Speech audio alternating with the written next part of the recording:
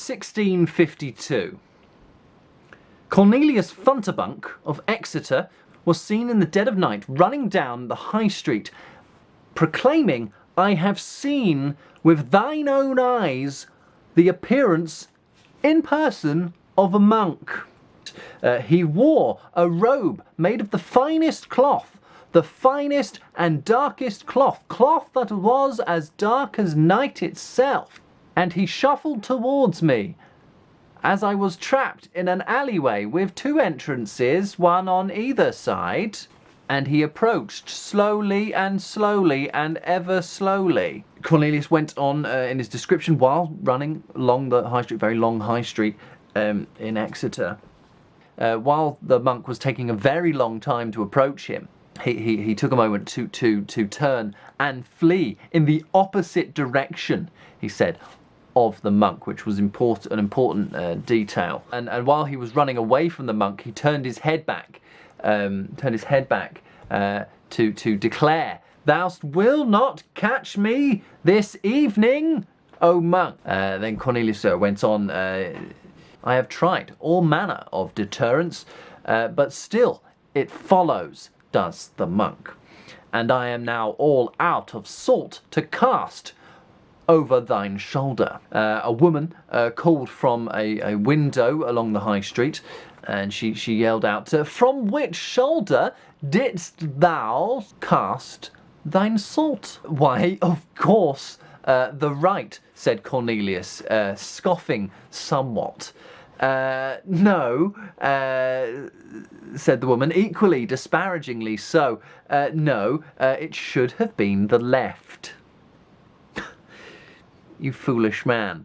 "No, that's for malevolent spirits," claimed another called from across the street.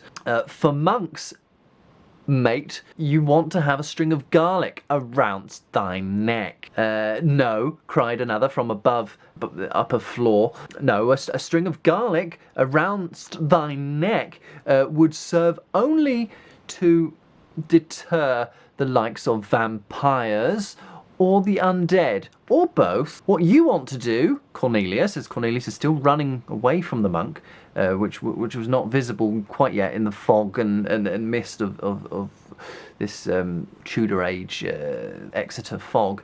"No, what you want to do is play a tin whistle which will attract its attention, and you can lead it out of the city walls to a destination of your choosing." "Nay," came another. "Nay, for the tin whistle is more suited when needing to dispose of an infestation of rats or perhaps young children." No, what you want is a silver bullet. A silver bullet shot from a gun of thou's choosing, straight and true into the heart of the monk on a full moon. Also on a full moon. "Nay, nay," said another, a passing chimney sweep, "for that would surely be only a viable method of disposing of a werewolf." "Dost thou needst to dispose of a werewolf?" "Look," said Cornelius, his back to the wall now, "I am grateful for your help in helping me in dealing with this situation. You're being very helpful, but these are all suggestions for dealing with the many other creatures in our folklore, many of whom we've had run-ins with in the past. But tonight, primarily, mainly, only, am I dealing with a monk. Can you help me with the monk?" "I'll tell you what you need," came a voice from the shadows. "Whoso goes there," said Cornelius, and a man in a cloak came out of the shadows, out of the mist. He was not a monk, for the monk was now in the distance, visible through the fog, but no closer. This man was no monk. And he said, "I'll show you what you need. You need one of these." And he passed Cornelius a Bible. "What am I going to do with this?" said Cornelius. "Thou'st will know. Thou'st will know how is't to deal with the monk. Once the monk hast approached," and the man disappeared into the fog. "The monk Now, on seeing the exchange of Bible from mysterious man to Cornelius Funterbunk, the monk had sped up considerably. "Whatever am I to do with this Bible?"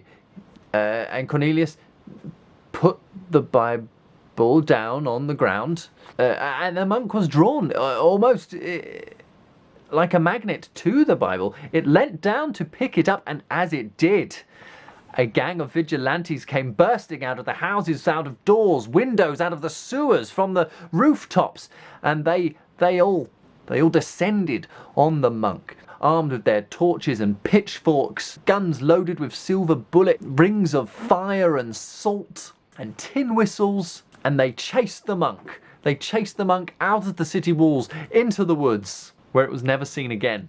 And later that night, a wolf got into Cornelius's house and ate him and his wife.